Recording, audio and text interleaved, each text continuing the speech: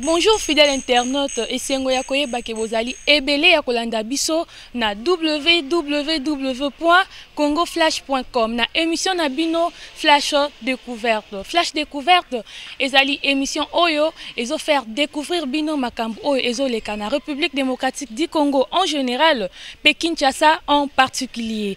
Alors équipe Flash Découverte ekitaki lelo sur terrain pe esalaki constant ya komona ke ba église ekomi ebele na mboka na biso awa na République démocratique du Congo, plus précisément na ville ya Kinshasa. Okomona na avenue moko 8 à 10 églises. Tolingi toyeba eza pona conjoncture ya mboka tokaka pona ndenge Bible elobi que aller et faites de toutes les nations mes disciples. Na biso na bino tolanda pe to se retrouver tout juste après.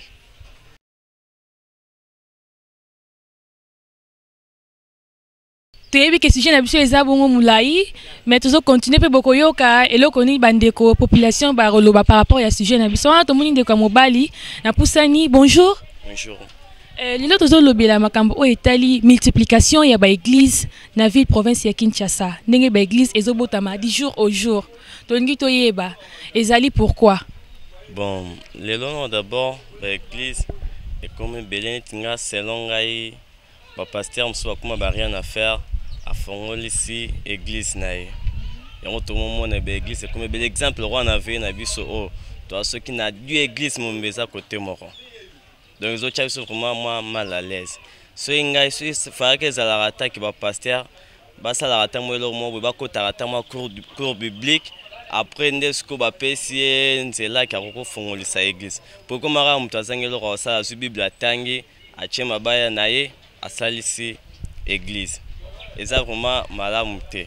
Faut pas landelaka eloko wana penza gouvernement to singa ka landela mo eloko wana e banda osala bien. Donc pour na yo ceux qui na landi yo bien ezali peka na pona moyen moko basali pona rovimbisa ba poche na bango. C'est ça bon za que moyen de vivre na bango so sala raté azu bible nae atanga akanga tama de versa pamba achi église bandima ko moko tselembongo.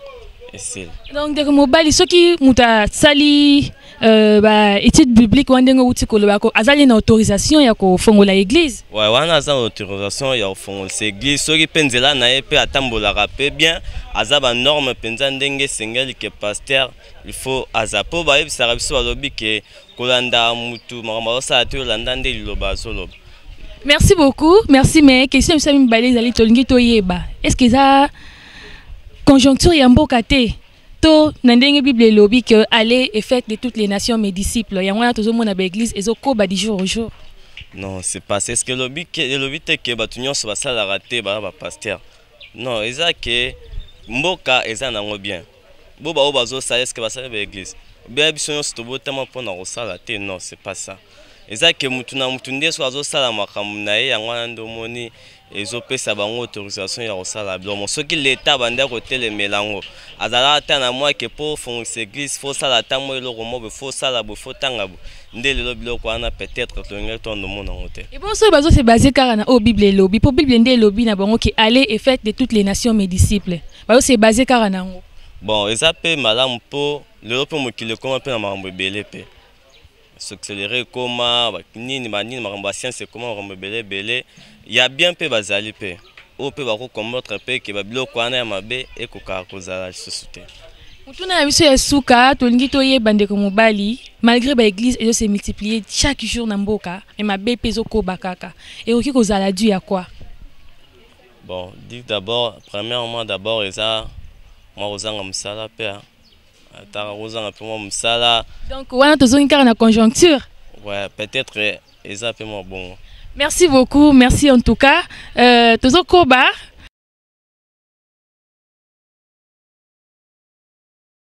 Ok, ma belle mais en tout cas nazo mona ba maman nanga baza vraiment décidé ya oloba. Nazo rappeler que naza na kati ya quartier, maman pena bazo loba sur likambwango. Bonjour maman. Bonjour. Tozo lobela makambo o etali bongo multiplication ya ba église, tozo mona ba église ezobotama chaque jour na mboka na biso. Eza pona nini? Eza pona commerce. Po soki eza commerce te, ndenge tozomona avenue moko 5 églises 4 églises pona nini pona koluka nzambe kokumisa nzambe tokoki pe kosangana esika moko biso nyonso tozokumisa nzambe muntu na muntu azosala oyo ya ye pona koluka mbongo yango wana tomona eleki et puis baza koluka pona bana na bango batinda bango na bapoto pona koluka babia bana na bango eza commerce pona kobongisa avenir ya libota na ye.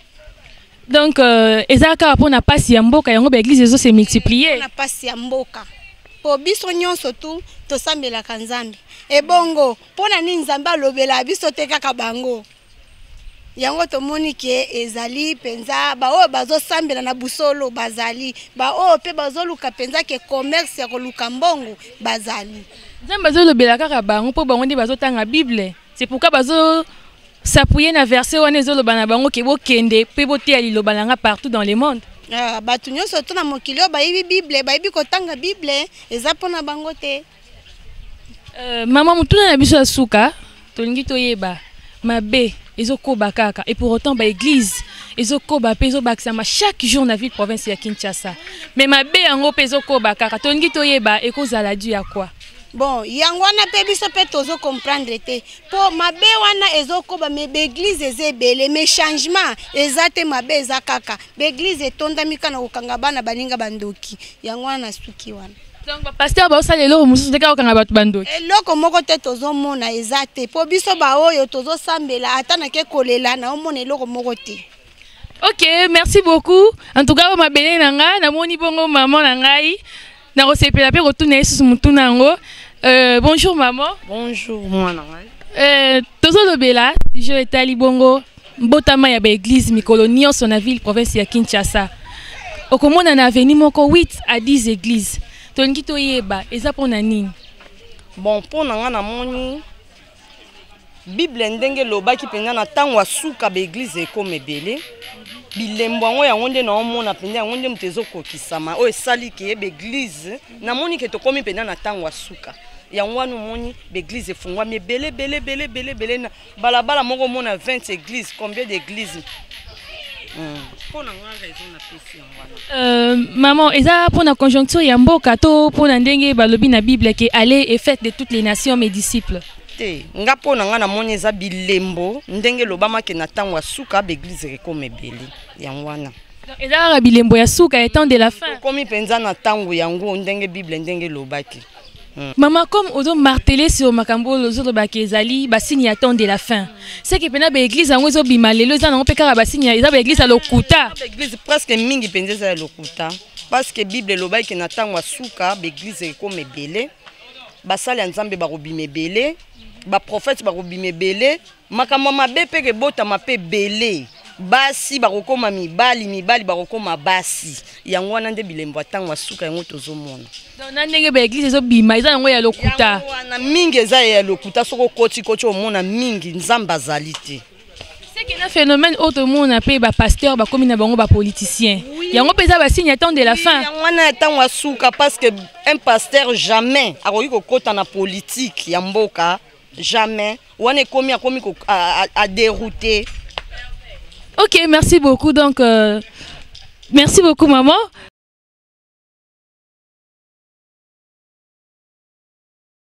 Oh, eza mabele na nga tukande balobi kaka mabele mame. Na to mona bande ko na ngai ba maman bande ko na nga mibali en tout cas bazo sanga te na koloba par rapport ya sujet na biso ya lelo. Na pusani bonge pa ndeko na ngai grand frère, bonjour. Lelo tozo lobela eloko etali bongo ba multiplication sur la multiplication des églises. Comment est-ce que du jour au jour les églises se multiplient dans la République démocratique du Congo, plus précisément à Wanaville, province de Kinshasa. Et ça dû à quoi? En fait, premièrement, c'est un grand problème. Je ne sais pas si c'est un manque de boulot, mais il y a beaucoup de pasteurs qui s'infiltrent plus dans les églises. Je ne sais pas si c'est pour vraiment aider les gens, mais je pense que ça fait plus souffrir les gens que les aider. Et puis il y a beaucoup de gens en ce moment en souffrance qui entrent dans l'église en pensant que non, ils seront, je sais pas, ils vont trouver du boulot, des histoires pareilles. Mais par conséquent, l'entourage souffre. Il y a vraiment trop de bruit dans les avenues et ces temps-ci, on n'arrive pas à dormir.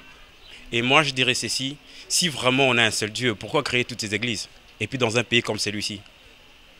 Alors, je dirais à tous ces gens qui sont en train de me suivre en ce moment, si vraiment on peut intervenir et puis arrêter un peu de croire à tout ce qu'on nous dit par nos pasteurs et à toutes ces églises créées par-ci par-là.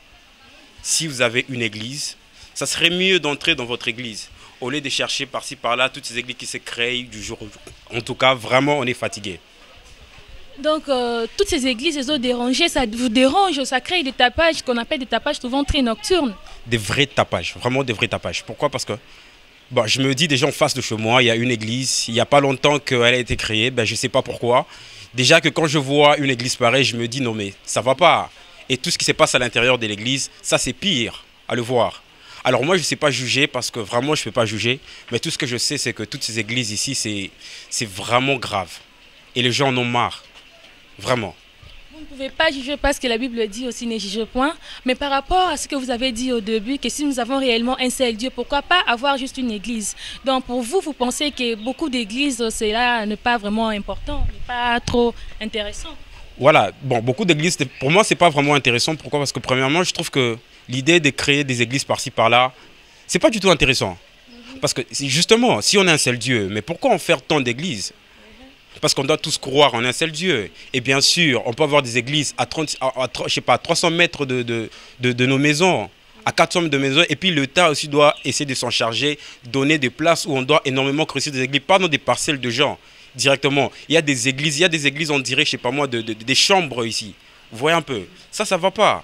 Et quand je vois ça, je me dis intérieurement, mais qu'est-ce qui ne va pas? Où est-ce qu'on va dans un pays comme celui-ci? Regardez un peu des pays développés, même si on doit parler que notre pays n'est pas développé, mais pas jusqu'à ces points. Pas créer des églises autant que nous en voyons par-ci par-là. Tu ne penses pas que c'est juste une autre façon de vous faciliter la tâche au lieu de payer des transports pour vous rendre à une église? C'est trop loin, on vous met juste l'église juste en face de vous, ce n'est pas aussi... Je dirais ceci, si ces gens-là, si ces pasteurs veulent vraiment nous faciliter la tâche, ça serait mieux qu'ils créent des entreprises de société à la place des églises. Là, j'aurais facilement entré travailler dans une parcelle si on a mis, je sais pas, une entreprise. Mais d'une église, je ne crois pas que non, c'est une idée. Ok, merci beaucoup. Et nous avons encore une autre question par rapport à ça, par rapport toujours à ce même sujet. Nous voulons savoir, est-ce que c'est juste parce qu'on a passé par rapport aux conjonctures du pays que toutes ces églises se créent du jour au jour, ou bien c'est parce qu'il court dans ces versets qui dit que allez et faites de toutes les nations mes disciples? Non, c'est vraiment loin de ça, Je trouve plutôt que ces gens sont animés d'une mauvaise foi. Mais il se base de ce verset qui dit ça. Bien sûr, il y a des gens qui courent derrière la Bible en tant que chameaux, mais derrière, ce sont de loups. Je dirais que les gens sont perdus, au fait. Ils croient maintenant à n'importe quoi. Ils sont désespérés. Et derrière, tous ces pasteurs-là sont en train de leur dépouiller, même le peu qu'ils en restent. Pour eux, c'est une façon juste de tirer à la population l'argent, le peu d'argent qu'ils ont. Et voilà, derrière, ils ont créé juste des églises. Vous voyez? Et c'est tout le problème. Et les gens n'arrivent pas à comprendre ça. Parce que pourquoi on fait une église 30 mètres après une autre porte?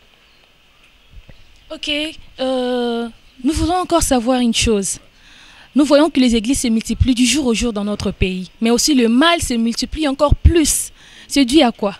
C'est dû au fait que premièrement, vous voyez où il y a plein d'églises et quand il n'y a vraiment pas la parole de Dieu. Il n'y a pas de changement.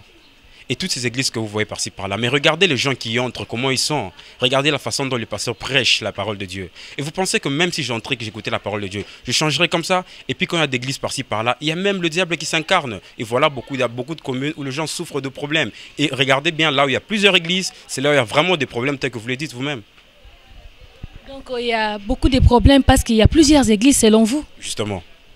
Donc ce n'est pas intéressant de voir des églises par-ci par-là dans notre pays? Vraiment, si je dois prendre l'avis de 50% de la population, je dirais que ce n'est pas intéressant. Pour moi, ce n'est pas intéressant. Ok, merci beaucoup en tout cas. Merci. Wana balandi to komi bongo na suka ya émission na biso flash découverte ya lelo o tolobelaki sur sujet o etali multiplication des églises à la République démocratique du Congo, plus précisément na ville province ya Kinshasa. Pour Nabiso, tomoni que par rapport à sujet wana flash découverte lobby que eza nango kaka moyen oyo ba mususu ba lobby que eza nango kaka moyen oyo ba pasteur ba sali pour na kovimbisa ba poche na bango que du jour au fur et à mesure ba église ezo bakisa na mboka na biso ma BP ezo koba. Donc eza nango intéressante ya romona ba église chaque jour na surtout na avenue moko 8 à 10 églises eza nango vraiment intéressante parce que malgré ça ma B ezo koba kaka se kokoba. Mais la situation na bino balandi ya www.congoflash.com na site nabino bolingaka mingi par rapport à sujet ya lelo otolobela qui sur la multiplication des églises na ville province ya Kinshasa. Na koki kosi sa émission na bongo soki mukiete sans pour autant qu'on remercier batu oyo nyonso ba soutenir ngai pona le kalelo na émission au flash découverte. Wana moni bongo le big manager Ado Panzu de Noël, le big manager de Noël Ado Panzu. Un grand merci à vous. Je vois mon président Jean-Claude Kandé. Un grand merci à vous, Jean-Claude Kandé. Congo Flash Yango RDC, Congo Flash Yango RDC. En tout cas, un grand merci à vous, président Jean-Claude Kandé. Et je remercie maman Denise Kumbu, un grand merci à vous, ainsi que à maman Élisée Dissueme, la première dame. Un grand merci à vous, maman. Vraiment, nous sommes vraiment fidèles, côté branché, na site na yo www.congoflash.com. Je remercie aussi Papa Hubert Mwandou, il y a États-Unis. Papa Hubert, un grand merci à vous. Je remercie Oncle Diangi Motema et maman Henriette. Autrement dit,